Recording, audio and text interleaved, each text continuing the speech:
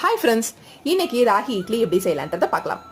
நான் ஒரு சின்ன அலாக்கு எடுத்திருக்கேன். நீங்கள் டம்ளரில் அளந்தாலும் சரி, பெரிய அலாக்கில் அளந்தாலும் சரி, 3 பங்கு ராகி சேர்த்துனீங்கன்னா 1 பங்கு இட்லி அரிசி சேர்த்துக்கோங்க. சேர்த்திட்டு 4-5 வாட்டி கழுவிட்டு நல்ல தண்ணி ஊற்றி நல்லா ஒரு 4லேருந்து 5 மணி நேரம் ஊற விட்டுருங்க. நம்ம அளந்த அலாக்லேயே ஒரு அலாக்கு மட்டும் உளுந்து சேர்த்திக்கலாம். ஒரு ஸ்பூன் வெந்தயம் சேர்த்தி அதையும் நல்லா கழுவிட்டு நல்ல தண்ணி ஊற்றி ஊற வச்சுக்கலாம். நல்லா 4லேருந்து 5 மணி நேரம் ஊறினதுக்கு அப்புறமா நம்ம அதே தண்ணி யூஸ் பண்ணி அரைச்சிக்கலாம். நான் இன்னைக்கு கொஞ்சமாக ஊற போட்டனால மிக்சி ஜார்லேயே அரைச்சிட்டேன். ஃபர்ஸ்ட்டு உளுந்து அரைச்சிட்டு அதுக்கப்புறமா ராகி அரைச்சிட்டு தேவையான அளவுக்கு கல்லுப்பு சேர்த்தி நல்லா கையிலேயே நல்லா கரைச்சி ஓவர் நைட் நல்லா புளிக்க விட்டாச்சு. காலையில் மாவு சூப்பராக ரெடி ஆயாச்சு. இட்லி ரொம்பவே சாஃப்டாக வரும், டேஸ்ட்டும் சூப்பராக இருக்கும்.